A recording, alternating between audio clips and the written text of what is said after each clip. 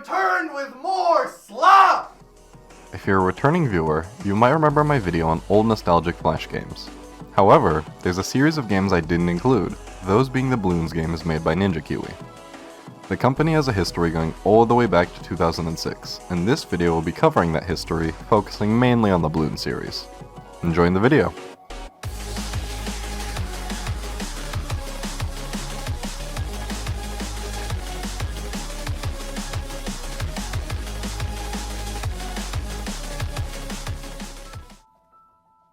Ninja Kiwi is a company founded in 2006 by two brothers, Chris and Stephen Harris.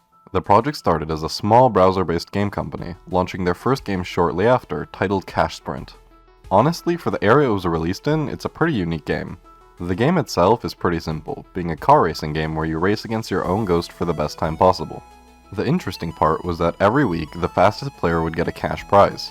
The project lasted a little over 3.5 months, but ended up having to be shut down as the brothers were losing more money than they were making from ads. After shutting down Cash Sprint, they launched their now classic website, ninjakiwi.com. Over the next few months, they released 5 more games, being Replay Racer, a clone of Cash Sprint but without the prizes, Rings Puzzle Game, a ring stacking time management game that puts way too much stress on my heart to play, Flying String Defense, a simple base defender shooter game where you get more and more cannons as you play. The next game they released was Tabuto, which I have no idea how to describe. I mean, look at it. It's kinda like those piano tiles games on your phone, except instead of tapping tiles, you just drag the mouse under the falling tiles. The last of the 5 games is Straight Dice, a puzzle game where you have to get 3 numbers of dice in a row, getting as many points as possible using 10 clicks. One day after releasing those 5 games, Steven was talking to his wife about some activities she enjoys, and she mentioned offhand about those dart throwing games at the carnival. His brother, Chris, mentioned the idea that it could be about monkeys, and they had their first breakthrough early on in 2007, being simply titled Bloons. The game is made about as well as other Flash games of the same era, but it does a lot of things right. It's super simple to understand, but it has enough variety in the levels for you to want to keep playing. There's different blocks and balloon types that interact with your darts in different ways, like my personal favorite, the multi-dart balloon. Overall, it's an extremely solid game other than these god-forsaken rubber blocks. These are shit and don't ever bounce how you want them to! Anyway, the game blew up and the community was hungry for more Bloons, so Ninja Kiwi quickly released an expansion pack featuring more levels, aptly titled More Bloons. The game also featured a level editor, which you could upload to their site, bloonsworld.com. Of the 19,000 levels they received over the next few months after the game released, they compiled the best 50 levels into another expansion pack, Bloons Player Pack 1, of which there would be many more to come. In mid-2007, however, they released a game that would forever alter the course of the company and gaming itself. Bloons Tower Defense 1, the very original BTD game.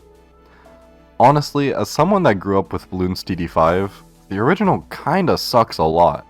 It features 5 towers, the standard Dart Monkey, Tack Shooter, Ice Monkey, Bomb Tower, and Super Monkey. 2 of these are completely worthless, as there's no lead balloons in the game for you to be able to pop with bombs, and the Ice Tower stops your darts and tack shooters from being able to pop the frozen balloons. The Super Monkey can be somewhat useful late game, but you can honestly make do just throwing down dozens of dart monkeys and tack shooters. There's only one map with no difficulty options and a measly 50 rounds. Overall, it's not a great game, but it is the start of what would become a history-defining game series. After another Bloons player pack was released, Bloons TD2 came out.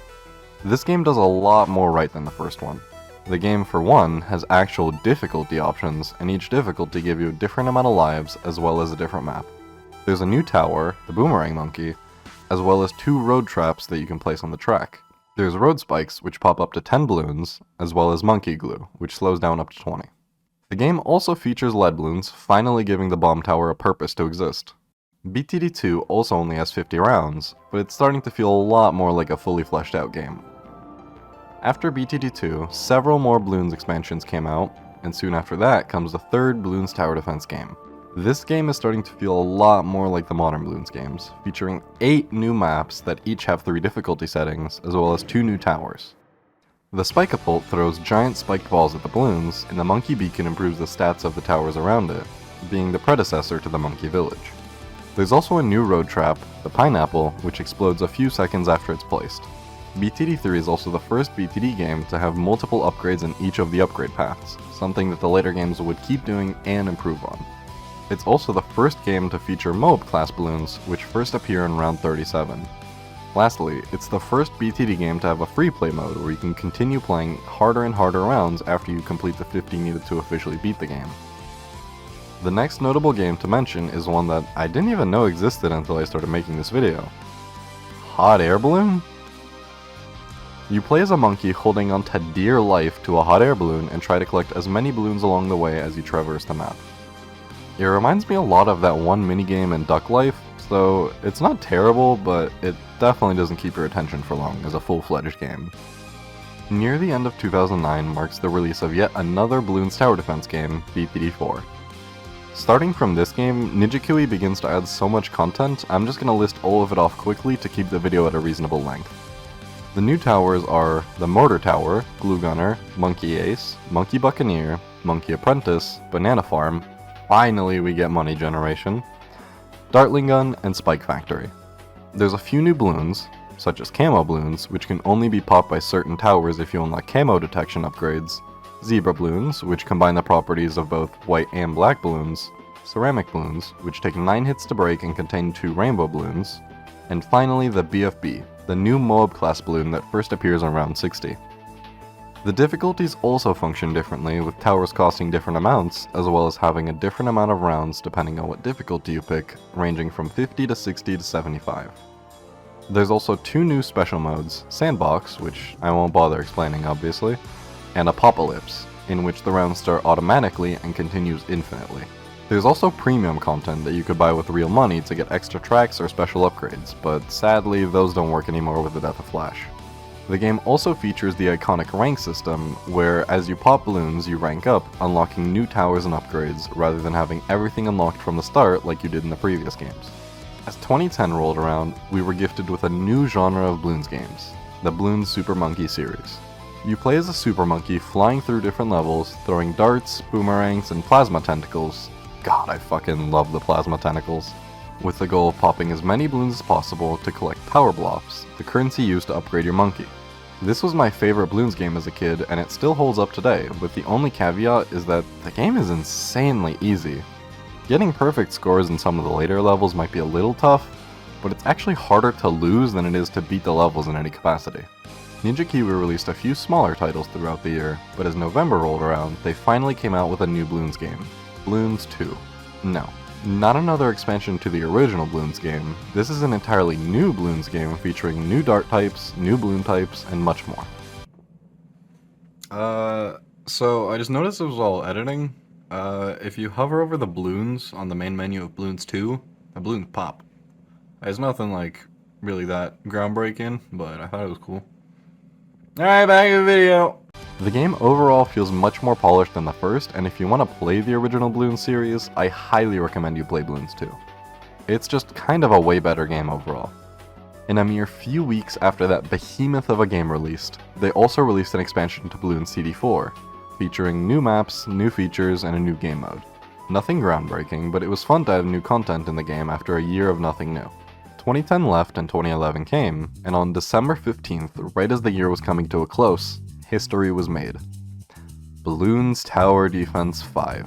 An absolute behemoth of a game featuring a couple new towers, dozens and dozens of new upgrades, new maps, and several new modes, most notably Impoppable mode, with faster and stronger balloons than hard mode, and just one single life. You leak one single red balloon, and it's game over. There's honestly not much I have to say about this game, as I'm pretty sure everyone watching a History of Bloons video has sat in class playing BTD5 at some point, grinding away at maps, ranking up to get new towers and upgrades, and figuring out strategies to get a flawless victory in Impoppable. It's a fantastic game, and if you play the modern games in the series, I recommend you check out BTD5 at least once just to see where all the hype began. 4 days shy of a full year later came another absolute classic, Bloons TD Battles. Rather than defending against rounds of predetermined balloons, you choose a few towers and battle against an opponent, sending balloons at each other until one of you runs out of lives.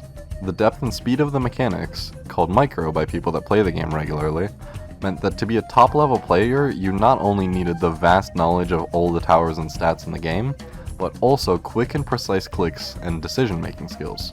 Not enough money to buy a second tower? Sell the one that you have and place it further along the track to defend. Want to rush your opponent as soon as a certain balloon type unlocks?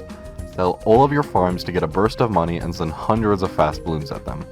The game honestly could have become an esport with how much skill and knowledge of the towers it required at the top level. I say could have because of one fatal decision in 2018. They added powers. Previous to this, there were two powers, a monkey boost to make your tower stronger, and a balloon boost to make the balloons you sent faster. Both you and your opponent got 3 of these every game, and it was a fun mechanic, as it enhanced the game but didn't revolve around it. They then added dozens of new powers, most notably economy powers, which ended up killing the fanbase for the most part. Most of the powers were useless compared to eco powers, since they could just give you more money throughout the game and make it impossible for your opponent to catch up. And it took dozens of hours to level them up to max, making it impossible to play for anyone that didn't put in that time. Most notably to me is former BTD Battles pro Aliens Rock putting his foot down once and for all and quitting BTD Battles altogether, strictly moving on to playing the more modern Bloons games, and eventually straying away from Bloons entirely. Nevertheless, Ninja Kiwi continue releasing new Bloons games, and in May 2013 they released Bloons Super Monkey 2, featuring new graphics, new upgrades, and a better game overall. This game was followed by Bloons Monkey City a year later, a base building game where you made different monkey buildings and took over plots of land, all while keeping the same core mechanic of Bloons Tower Defense. These 3 games, BTD 5, BTD Battles, and Bloons Monkey City, are known as the BTD 5 era of games. For 4 slow years, there was silence from Ninja Kiwi, and then on June 18th, 2018, they once again made history. Bloons TD6. This took everything that BTD5 had and did well, and just sent it into overdrive. New towers, new maps, new modes, everything. There was a chimps mode added which had similar rules to Impoppable from BTD5, with the caveat of not being able to use powers, and most notably not being able to place farms. The only money you earned was from the end of round cash and whatever you got from popping balloons. This mode was miles harder than anything that came before, and a lot of maps were considered impossible when the game came out. They still update this game to this day, with them later adding special events like boss balloons and even a multiplayer mode where you can play together and try to beat whatever mode you like with certain restrictions. BTD6 is a masterpiece of the tower defense genre, and I highly recommend everyone that enjoys the genre to try it, even though honestly, most of you watching probably already have. The final 2 notable games on this list are Bloons Adventure Time TD, which we're not going to talk about because the game sucks, and lastly, Bloons TD Battles 2. The same way that Battles 1 is considered a BTD5 era game, Battles 2 is considered a BTD6 era game. At launch, a lot of features that Battles 1 lacked were added, such as the new heroes that featured in BTD6, as well as a lot of the new towers that people were hoping to see in the new Battles game. There were also a lot of problems with the game, primarily the input lag that stopped the game from being fun to play competitively at launch. That and the other main issues seem to be fixed, so overall, Battles 2 is a fun game to play now, with lots of varieties when towers are available to win with. So that pretty much brings my newest video to a close, so I hope you guys enjoy- Hold on!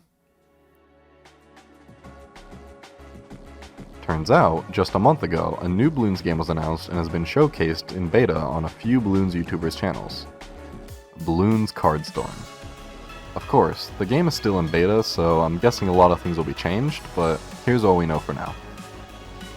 The game seems to be a 1v1 card battler featuring both a single-player adventure mode and a player versus player duel mode. And no, I don't mean card battler the same way that BTD Battles has card battles, it's closer to Magic the Gathering. You and your opponent both start with a certain amount of lives, and you place down balloons that attack after a certain amount of time, dealing different amounts of damage based on the type of balloon placed. You can place down different types of towers to defend, with each one having different unique ways of damaging the opponent's balloons.